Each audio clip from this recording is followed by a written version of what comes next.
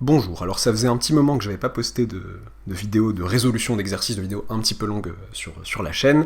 J'ai été pris par différents travaux, notamment, j'en parlerai peut-être plus à la fin, mais j'en parle quand même un petit peu au début, des travaux d'écriture, de rédaction d'ouvrages mathématiques. Alors, vous connaissez peut-être pour certains mes cahiers de vacances, que j'incite les élèves qui entrent en prépa et voire en première année de licence à consulter, ça peut vraiment les intéresser, en libre accès sur mon site internet.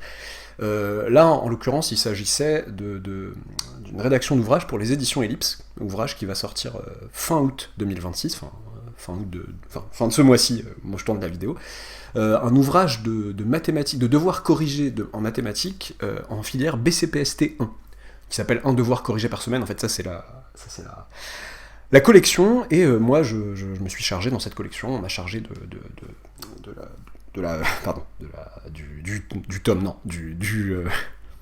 du volet BCPST1, c'est pas le mot que je voulais, mais c'est pas grave. Donc voilà, ça m'a pris pas mal de temps, ce travail de rédaction m'a pris pas mal de temps, et il y en aura d'autres en cours, donc en termes de vidéos sur la chaîne YouTube, il y en aura moins souvent, enfin il y en a eu moins souvent, comme vous avez pu le remarquer. Il y a eu des mèmes aussi, je parle sur YouTube, mais sur d'autres plateformes aussi éventuellement, je la posterai peut-être sur d'autres plateformes cette vidéo. Il y a eu des mèmes aussi, et les mèmes ont continué, ne se sont jamais arrêtés pour dire attends, si t'as pas le temps de faire des mèmes non plus. Si, en fait, les mèmes, c'est ma manière de respirer, s'il vous plaît. Enfin, je veux dire, ça me permet de souffler un petit peu, de décompresser. Et bon, après ça c'est une blague, parce que on fait toujours. Enfin, je vais pas dire que je fais pas ça pour les vues, ça fait quand même plaisir d'être vu.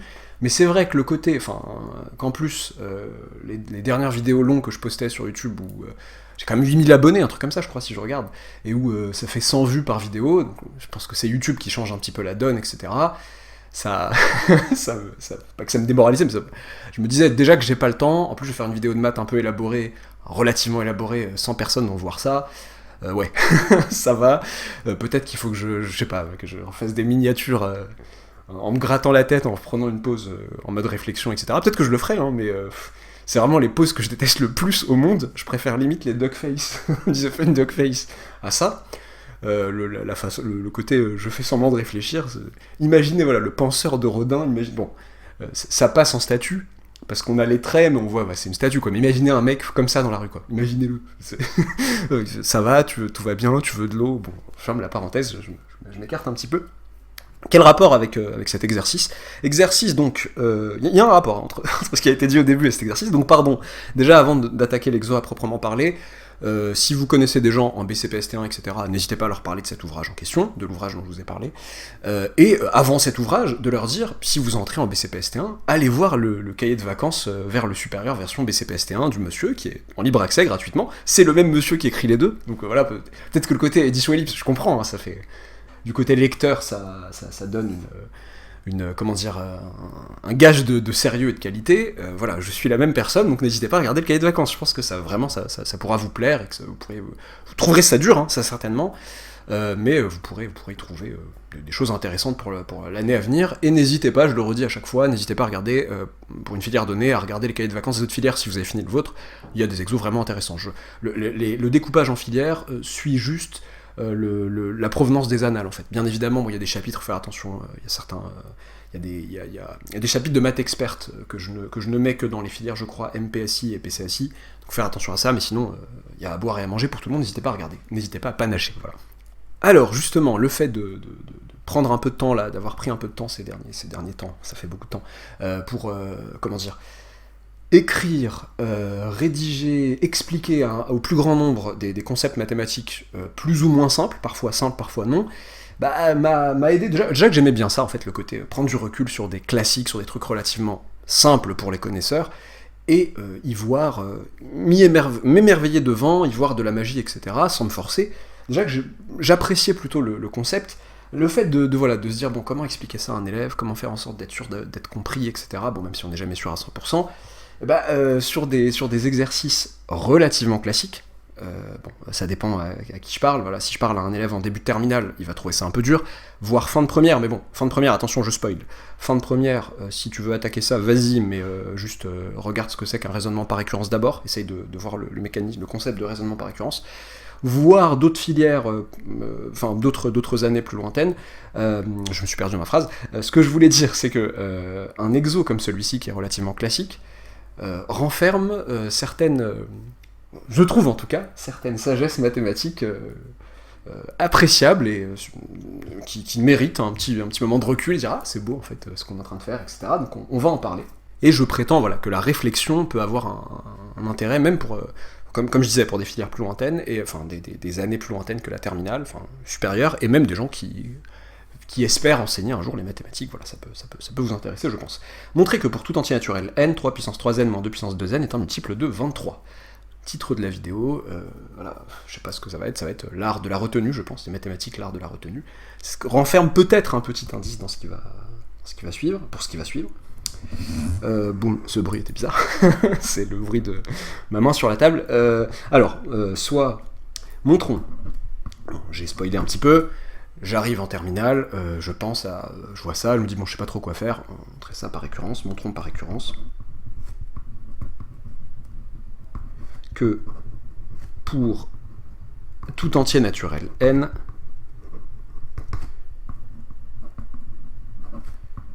la propriété P de n qui me dit que 3 puissance 3n moins 2 puissance 2n est un multiple de 27, de 23, pardon, que cette propriété est vraie. Voilà.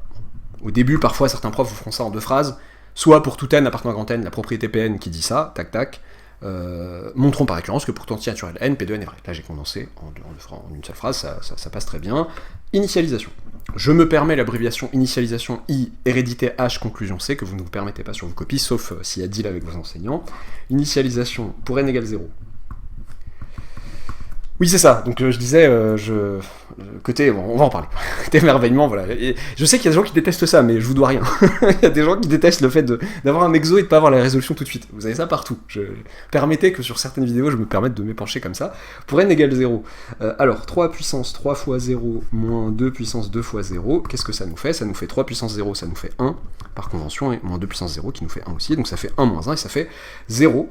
0, bah, c'est tout simplement 23 fois 0. Être un multiple de 23, qu'est-ce que ça veut dire? Ça veut dire s'écrire 23 fois un entier. Bah ça c'est 23 fois un entier. Est un multiple de 23. Donc P de 0 est vrai.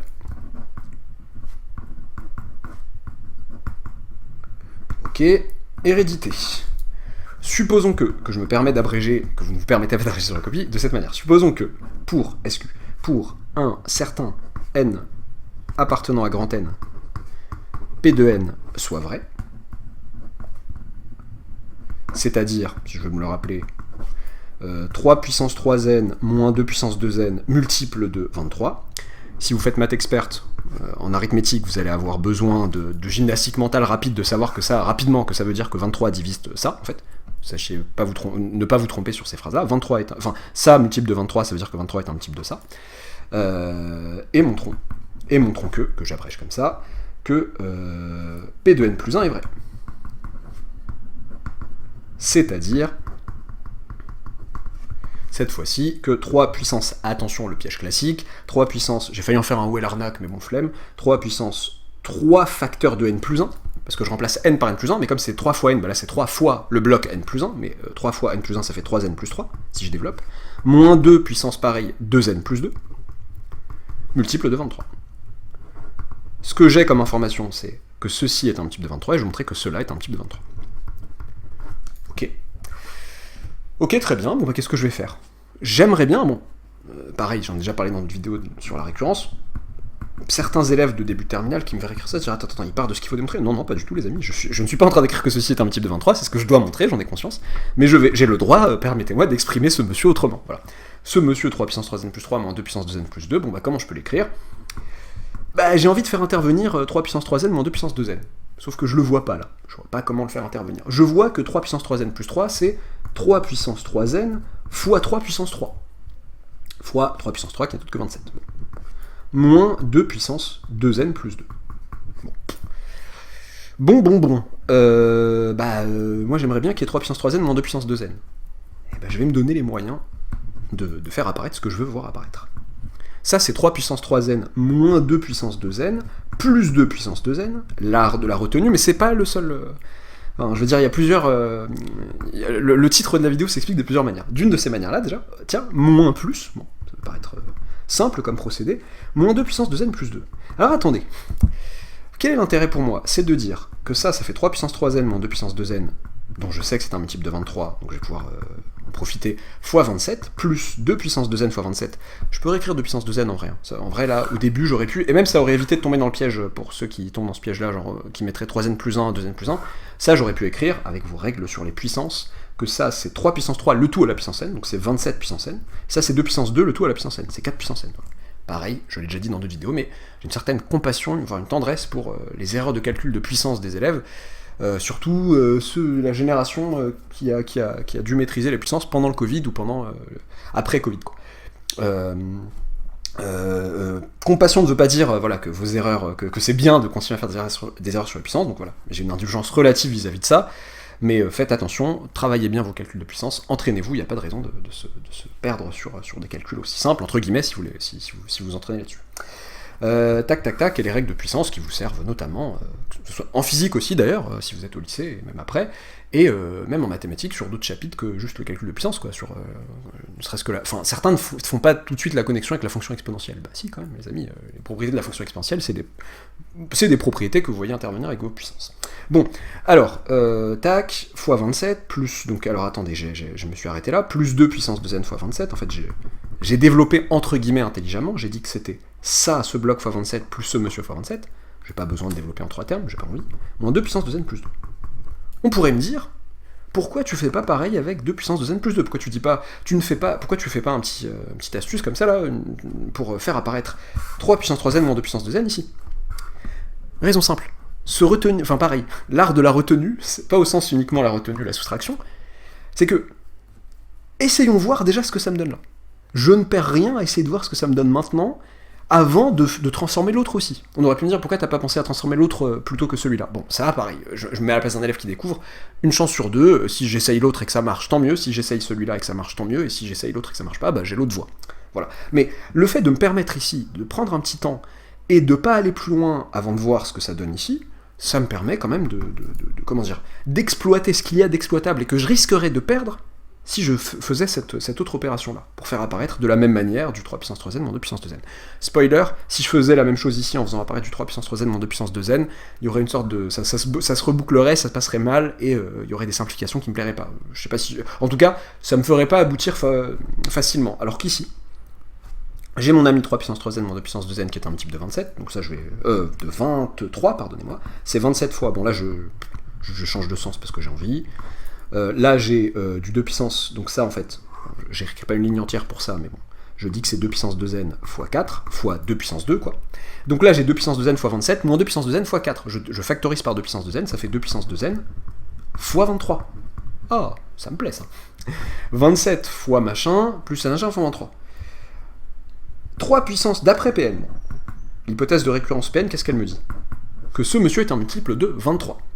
D'après PN, il existe, je me permets cette petite lettre, voilà, il existe K appartenant à Z, et même à N, entier naturel, tel que 3 puissance 3N moins 2 puissance 2N est égal à 23K.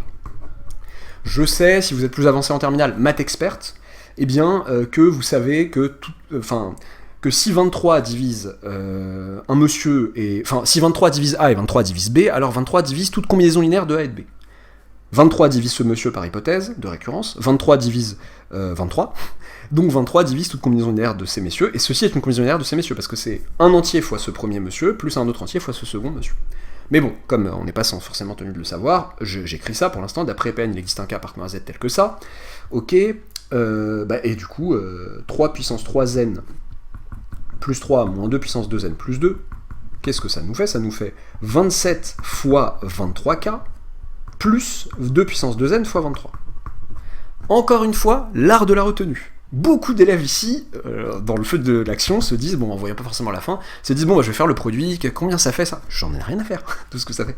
23 facteur de, j'oublie pas ce que je veux à la fin, 27K plus 2 puissance 2n. Et là, je suis heureux. C'est 23 fois un entier. Bon, là, j'abuse, j'exagère un peu, bon, c'est bien pour mon lecteur. Ce monsieur appartient à Z, et ben c'est bon, donc... P de n plus 1 est vrai. ce nouveau monsieur est un multiple de 23 aussi. Conclusion.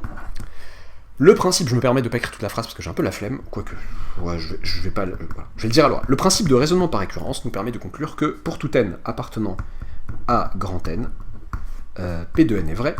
Bon, il y a plusieurs phrases, pardon, je disais, mais bon, ça c'est une des phrases qu'une de mes profs m'avait apprise et qui me plaisait, sobre mais efficace, c'est-à-dire, pour tout entier naturel n, et là je réécris la conclusion, 3 puissance 3n moins 2 puissance 2n est un multiple de 23.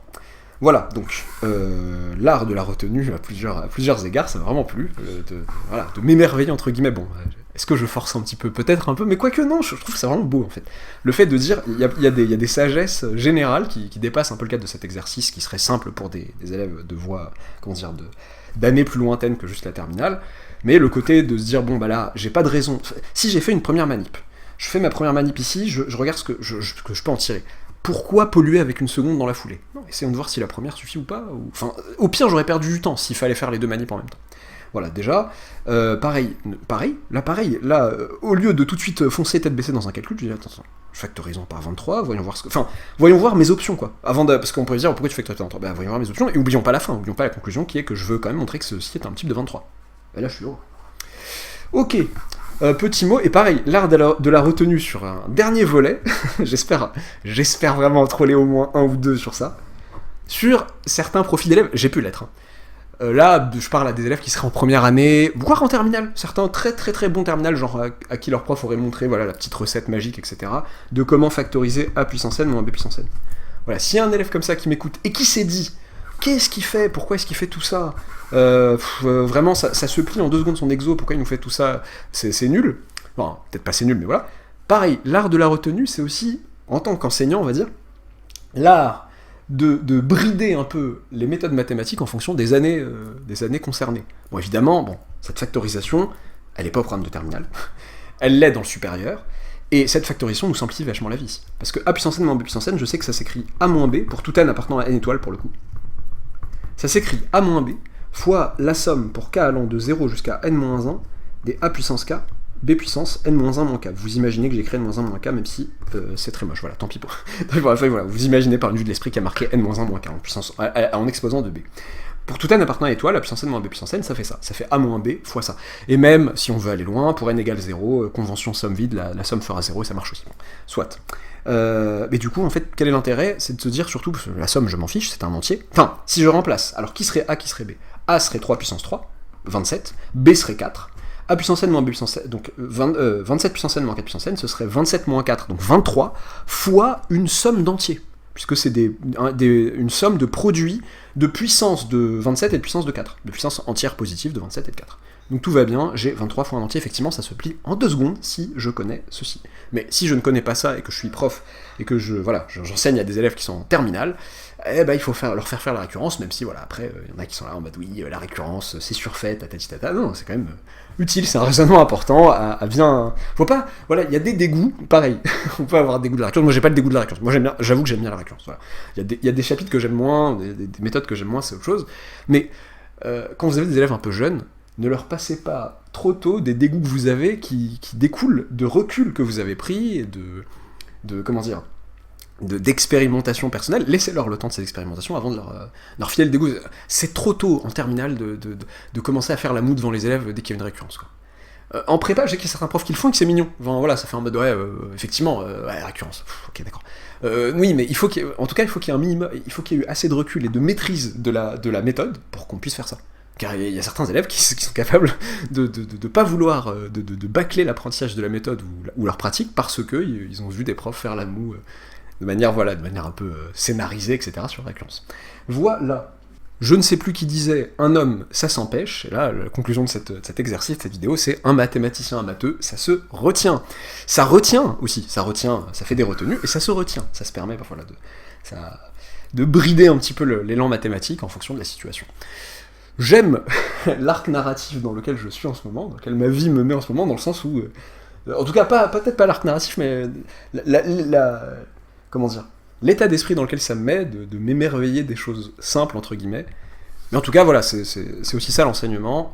Je parle à, je pense que beaucoup d'enseignements se retrouveront dans ce que... d'enseignants se retrouveront dans ce que je dis, et de futurs enseignants peut-être, c'est qu'en fait on pourrait avoir une crainte qui est, à force d'enseigner les mêmes choses, les mêmes concepts, etc., est-ce qu'on n'a pas fait le tour, à un moment, est-ce qu'on n'est pas blasé? Ça peut arriver, je pense, mais en fait c'est surfait comme phrase, mais on n'a pas fini d'apprendre, et en fait parfois voilà, des exos, enfin je sais pas moi, imaginez un enseignant qui, depuis 10 ans, un enseignant, j'ai encore dit, un enseignant, je sais plus parler, ça fait longtemps, la prise de parole en vidéo, ça se fait aussi, un enseignant qui, depuis 10 ans, je sais pas moi, a des terminales, et leur enseigne ça en début d'année, à un moment donné, peut-être il fait le tour de la chose. En tout cas, moi, personnellement, ça fait longtemps que j'enseigne que je donne ce genre d'exercice, et le fait de voir philosophiquement la chose comme, voilà, ces histoires d'art, de la retenue, etc., non, je les ai pas vues, enfin, je voyais pas les choses comme ça, j'ai pas vu les choses comme ça pendant un bon moment, voilà. Là, j'ai une petite épiphanie que je partage avec vous, j'espère que ça vous aura plu. N'oubliez pas de vous abonner si ce n'est pas encore fait, d'activer la petite cloche de notification, même si je vous dis qu'il y aura moins de notifications, on verra, en fonction du rythme. De parler, voilà, pareil, j'en mets une couche à la fin. Je me permettrai, je me permets, c'est ma chaîne, c'est plein de vidéos comme ça, il manquerait plus que je parle pas de mes bouquins, là, d'un bouquin qui serait publié, qui serait de moi. Donc voilà, n'hésitez pas à parler au BCPST1 que vous connaîtriez, enfin ceux qui entreraient en BCPST, de leur parler donc du coup de cet ouvrage, un devoir corrigé par semaine qui sortira fin août, et surtout de leur parler, puisque comment dire, la période s'y prête, des cahiers de vacances vers le supérieur en libre accès sur mon site internet, et ça vous pouvez en parler à tous les élèves qui entrent en première année de prépa. Je suis désolé, je sais, parfois des ECG maths appliquées me disent « Ouais, mais il y a marqué, on n'a pas notre truc, on a ECG maths approfondi, pas appliqué. » Je suis désolé, les PTSI non plus d'ailleurs, les PTSI pourraient pas être contents.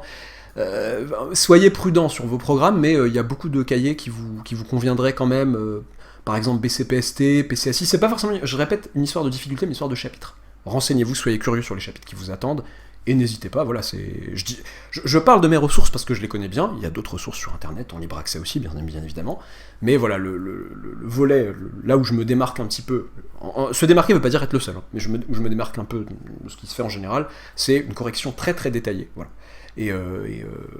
Qui essaye de vous prendre par la main et d'expliquer pourquoi on a telle ou telle idée à tel moment. Et d'ailleurs, pourquoi je vous dis de parler des cahiers de vacances, notamment aux élèves de BCPST, c'est que ça permet de voir comment je rédige mes corrections en général, et ça donne une idée de comment seront rédigées les corrections dans l'ouvrage Un devoir corrigé par semaine aux éditions Ellipse. Bien évidemment, j'ai des contraintes éditoriales, etc., logiques, pour coller à une collection, etc., mais on m'a laissé une très grande liberté de rédaction, de ton, en fait, ma manière de rédiger voilà. On m'a laissé vraiment une très très grande liberté, je les remercie pour ça. Ils m'écoutent pas, je pense, mais merci quand même. Et voilà, et donc je vous en reparlerai, je vous embêterai encore un petit peu dessus en fin de vidéo. Dans d'autres vidéos, voilà, je dirai, voilà, il y a des bouquins qui sortent, etc. J'espère que vous m'en voudrez pas trop. Bonnes vacances à celles et ceux qui en prennent, et à bientôt pour une nouvelle vidéo, un nouvel audio, je sais pas, on verra.